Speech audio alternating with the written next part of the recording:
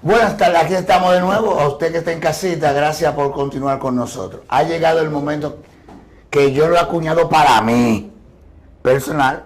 El Balbú sabrá por qué lo hace. Está con nosotros el pastor Carlos. Buenas tardes, pastor. Buenas tardes. Bienvenido. Es un honor para mí estar contigo. Para mí más. Ey, y con todos ustedes. Wow. Bajo el hombre. Aleluya. Vine lleno de la presencia de Dios. Uy, mamacita. Continúa ahora, señor, que te digo. Santo, el Señor está aquí con nosotros. Pastor, vamos a entrar un poquito. Dios es como... La gente tiene que tenerle miedo al Señor, a Dios. No, jamás. Cuando la palabra de Dios habla, el proverbista Salomón dice que el principio de la sabiduría es el temor a Jehová. No se está refiriendo a un temor de miedo, sino de reverencia. ¿Ok? ¿Verdad? Un temor reverente. Porque hay personas que te dicen, mira, si tú no te conviertes, tú te vas a morir y te vas a ir para el infierno, porque Dios te dijo. Entonces uno dice, espérate como... No, espérame ahí un ratico. Es como si fuera un mensaje aterrador. Sí, entonces... Pero realmente la palabra buenas nuevas, de predicar las buenas nuevas del Evangelio, quiere decir buenas noticias. El Evangelio es buenas noticias, no es una noticia aterradora. Obviamente, el Evangelio tiene un reto.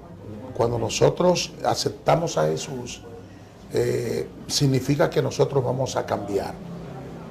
Y que la palabra de Dios nos indica que hay dos caminos, el de la bendición y el de la maldición.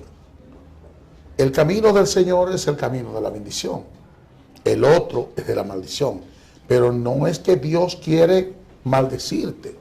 Él le da al hombre la libertad, el libre albedrío para que él escoja por cuál camino va a escoger. Eso es como cuando usted decide, qué sé yo, tomar una profesión X. Pues es una decisión que usted. Por ejemplo, yo quisiera que mi hijo fuera médico, pero él no. Entonces, él va a tomar su decisión. ¿Me está entendiendo? Sí, sí, claro. Es decir, que el Evangelio no es más que buenas noticias. Cuando uno ya cristiano, Sí. usted tiene tentaciones. Mira. Como, Mira, ¿qué es lo que pasa, pastor, ahí?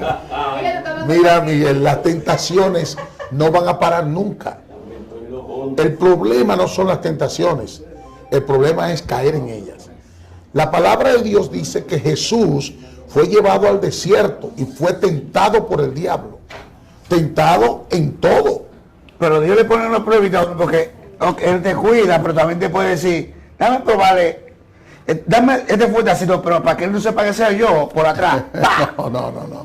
No, el llamado, el mismo llamado, tiene un reto y tú vas a ser probado en tu llamado. El hombre y la mujer de fe serán probados porque recuerda que la palabra dice que el príncipe de este mundo es Satanás. Entonces, inmediatamente la persona recibe a Jesús como Salvador. Empieza una lucha en el mundo espiritual. Satanás y sus demonios van a tratar de detenerte a como dé lugar. Pero no es que Dios te está mandando pruebas. No, porque la Biblia dice que Dios no tienta a nadie, ni Él puede ser tentado por el mal. Entonces no es Dios que te prueba. Es una lucha espiritual y una lucha interna, porque tú acabas de escoger la vida. Tú naciste en un hogar donde tus padres posiblemente no conocían de Dios. Al no conocer de Dios, también ellos estaban en condiciones de atadura y ellos te criaron. Y tú naciste, creciste, te desarrollaste con múltiples vicios, situaciones negativas que te formaron mal. Y al formarte mal, cuando vienes a los pies de Cristo, tú tienes que renunciar a eso. Y cuando tú renuncias a eso, entonces comienza la guerra. Hay un tema que es el que vamos a tocar fuerte, que Muy es bien. la venida del Señor. Pero antes, Sí, yo tengo amigos, yo vengo de San Pedro, Sí. yo soy de San Pedro, y antes, cuando yo era muchacho, se usaban mucho los santos, ya yo no veo mucha gente con eso, Sí. pero con altares y eso. Cuando una persona decide renunciar a los santos, a los altares, ya, Sí. no estoy en esto, estoy para Dios, estoy para el balbú, sí. viene la pela Viene fuerte, la es dura pela. la lucha. Es dura. Dura, pero dura. Yo he tratado con personas que han tenido esa situación y la lucha espiritual que se levanta, muchos no han podido lograrlo. Es muy fuerte. Es fuerte, pero la palabra de Dios dice que si Dios es por nosotros, ¿quién contra nosotros? Si nosotros creemos en ese Dios todopoderoso y le entregamos nuestra vida a Él de corazón, el Señor va a mandar a ángeles, como dice la palabra, que el ángel de Jehová acampa alrededor de los que le temen y los defiende. Además, en el libro de los Hechos, en el capítulo 1, en el verso 8, cuando los discípulos le preguntan a Jesús y le dicen, dinos, Señor, vamos a buscarlo. Me gustaría, sí. me gustaría leer ese verso para que podamos entender de qué estamos hablando. Hechos capítulo 1, gloria a Dios, Ajá. verso 8. 1, 8. Hechos de los Apóstoles. Deme un segundo. Yo tengo mi Biblia preparada aquí. No, a mano, eso hay que andar con eso. Tengo mi Biblia preparada aquí en el teléfono, gloria a Dios. En el verso 7, los discípulos le hacen una pregunta, específicamente en el verso 6. Le dice, entonces los que se habían reunido le preguntaron diciendo, Señor, ¿restaurarás el reino de Israel en este tiempo? Y él les dijo, no os toca a vosotros saber los tiempos o las razones que el Padre puso en su sola potestad, pero recibiréis poder cuando haya venido sobre vosotros el Espíritu Santo y me seréis testigo en Jerusalén, en toda Judea, en Samaria y hasta lo último de la tierra. Aquí estamos nosotros, Estamos en lo último. en lo último de la tierra, Wow. partiendo desde Jerusalén. Pero eso hace Casi una 2000 años. tunda de tiempo. Casi 2000 años. Oye, y aquí estamos nosotros hablando esta palabra, cumpliéndose lo que nosotros estamos leyendo ahora, de que íbamos a recibir poder. Porque cuando la persona viene a los pies del Señor, necesita recibir ese poder. Sin ese poder no podrá vencer, porque es una lucha espiritual. Que le Día está a día, teniendo, día a día. día a día, desde que abre los ojos y muchos sin abrir los ojos. Tocando el tema de ese tipo de personas que vienen al Señor con ese tipo de atadura, esa gente pelean hasta en los sueños. Porque es que uno viene, a veces uno arrastra eso sin quererlo, porque está en la familia y uno sigue la tradición familiar. Esas son lo que nosotros le llamamos ataduras generacionales o ancestrales, que el bisabuelo, el abuelo, el Que tatarabuelo, pasan unas cosas que uno no y quiere. fue pasado de familia en familia. Pero cuando llega alguien y reconoce a Jesucristo como Salvador en su vida, toda maldición generacional se rompe ahí mismo. Y yo te lo puedo decir por mí mismo, porque mis tatarabuelos y algunos de mis abuelos practicaban este tipo de doctrina. Pero cuando, y yo estaba en un estado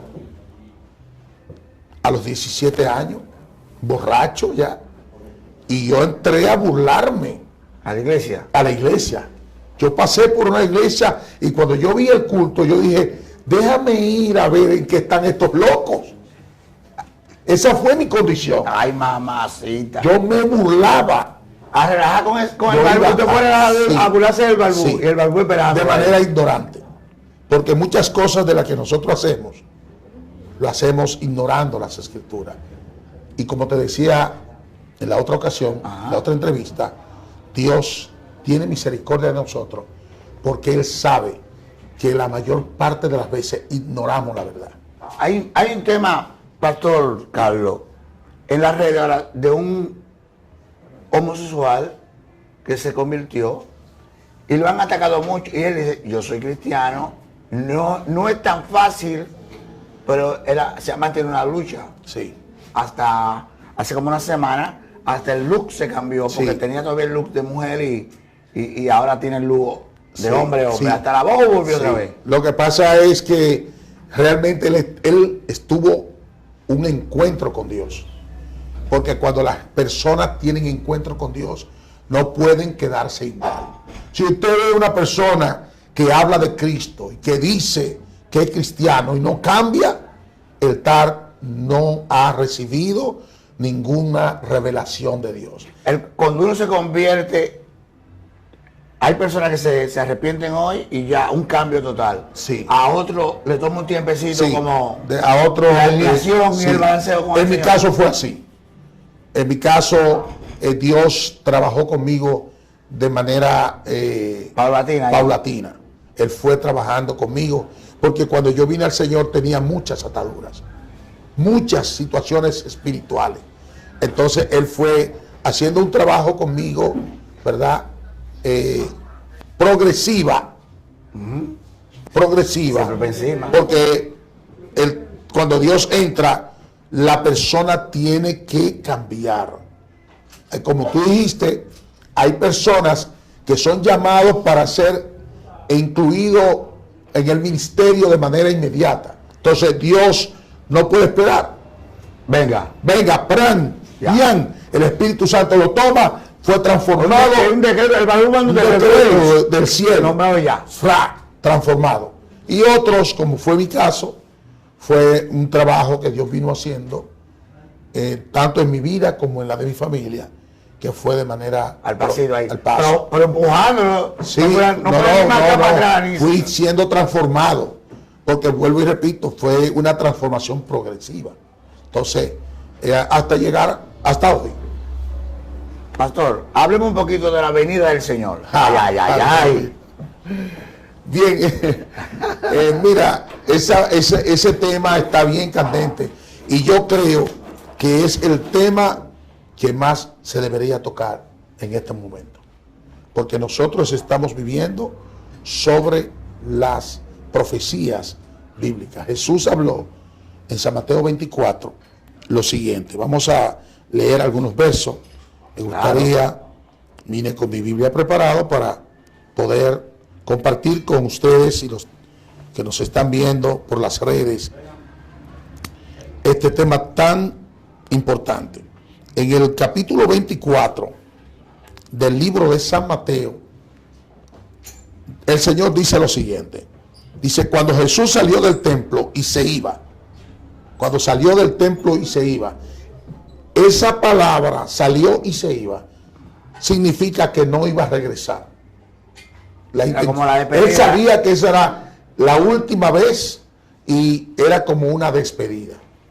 Y dice, y se acercaron sus discípulos para mostrarle los edificios del templo. Los discípulos estaban maravillados con la construcción de este templo, la construcción majestuosa, las paredes estaban cubiertas de oro. Adentro, dice el escritor Josefo, el escritor judío, que las piedras eran tan hermosas y tan blancas que parecía que estaba nevando adentro. Oye eso, Un cuento de hadas. una cosa impresionante. Y los discípulos estaban impresionados y quisieron, pienso yo, tratar de impresionar a Jesús al decirle, y respondiendo a Jesús, les dijo, ¿veis todo esto? De cierto os digo que no quedará aquí piedra sobre piedra que no sea derribada. ¡Qué desilusión! Que tú me estés mostrando a mí una hermosa casa y yo te diga a ti, mira muchacho, La van a tumbar ahorita. se la van a tumbar ahorita. Pero así Tú te vas a no. quedar, tú te vas a decir, bueno, pues, ¿cómo va a ser? Pero se acaban de gastar 10 millones, pastor, y le van a dar para abajo. Óyeme, No, pero así no. los mismos fariseos le dijeron al Señor, cuando él dijo, destruyan este templo y en 3 días lo voy a edificar. Ellos pensaron que estaban hablando de la construcción, de las física, cosas materiales, de las cosas físicas. Pero realmente Jesús estaba hablando de sí mismo, porque él sabía, él estaba profetizando de sí mismo. Él sabía lo que iba a pasar un poquito más adelante. Él sabía que cuando saliera el templo que era él, sí, se iba a caer. Sí. Pero yo me encontré ya para atrás. Exactamente. Entonces, los fariseos le dicen, pero ven acá, este hombre está loco. Por eso duró 48 años construirlo. Y él lo va a sentenciar. ¿Y cómo este hombre lo va a derribar y lo va a construir en 3 días? Pero lo que denotaba eso era la poca revelación que tenían ellos sobre la palabra, sobre las profecías. No entendían, no podían entender a Jesús. Y nosotros vemos ahí que Jesús se queda mirando, dice, y le responde a ellos, esto va a ser destruido. Así que no se admiren por la belleza del templo, ni por lo que se gastó en él, ni por lo que ha invertido ahí. Pastor, pero entonces ahí hay un problemita, porque entonces estamos ilusionados con que van a inaugurar la obra. Sí. Y le van a dar para atrás, sí. Pero todo el mundo está confundido. ¿Qué pasó ahí? Ellos, posiblemente los discípulos, se confundieron con la respuesta. Dándole mente, pero el barbú estaba ahí. Pero el Señor sabía que eso va a pasar. Y sucedió en el 70 después de Cristo, ¿verdad? Tito, el general Tito, entró y destruyó la ciudad de Jerusalén. No era la intención de Tito destruir el templo, no era la intención de él. Lo que pasa es que un soldado borracho le prendió fuego y el fuego no pudo detenerse. Pero ellos, y esa es la razón por la cual hoy en día no se sabe la ubicación exacta del templo. Templo que tenía 500 yardas de largo y 400 de ancho, era enorme y la majestuosidad era tremenda.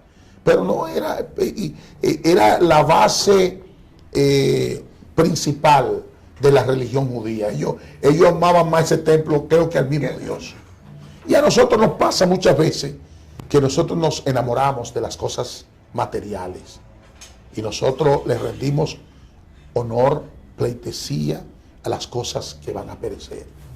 Y el apóstol Pedro, en 2 de Pedro, en el capítulo 3, en el verso 8, dice que el Señor viene, no como algunos la tienen por tardanza, sino que Él es paciente para con todos, no queriendo que nadie se pierda, porque ese es el punto, que el Señor no quiere que nadie perezca, que nadie se pierda, sino que todos procedan al arrepentimiento. Ahora, no todos van a proceder al arrepentimiento, no todos van a creer, porque la palabra dice que no es de todos la fe, ¿verdad? Ajá. No es de todos la fe, pero la intención de Dios, como dice en el libro de Juan, ¿verdad? En el capítulo 3, en el verso 16, que es un verso que todo el mundo lo conoce, casi todo el mundo, porque de tal manera amó Dios al mundo. Fíjese, no fue que Dios me amó a mí, ni a usted, ni a algunos de los que estamos aquí.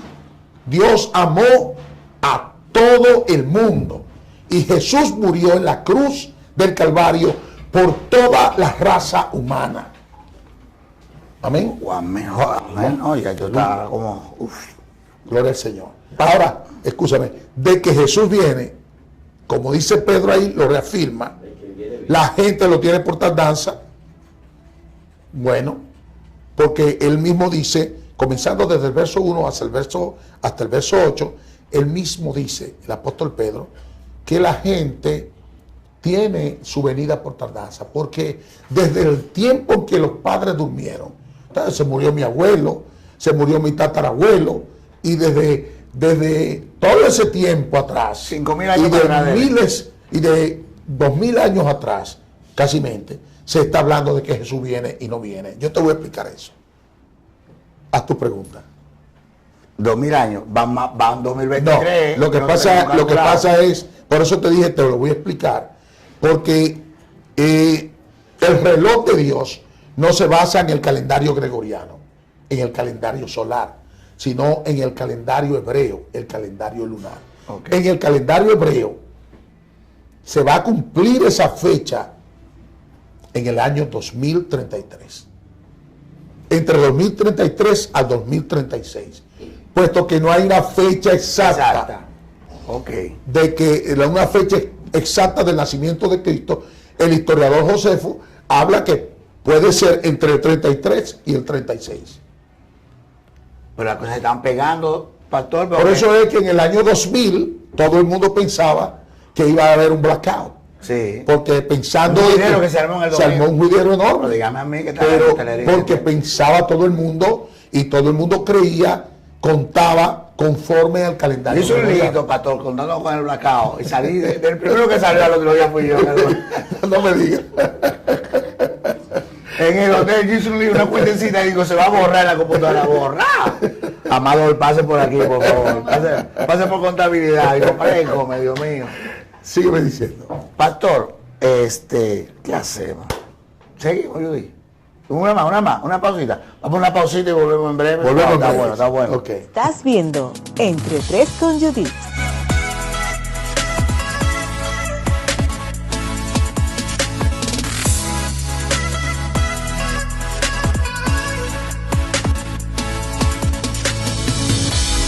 Regresamos en breve.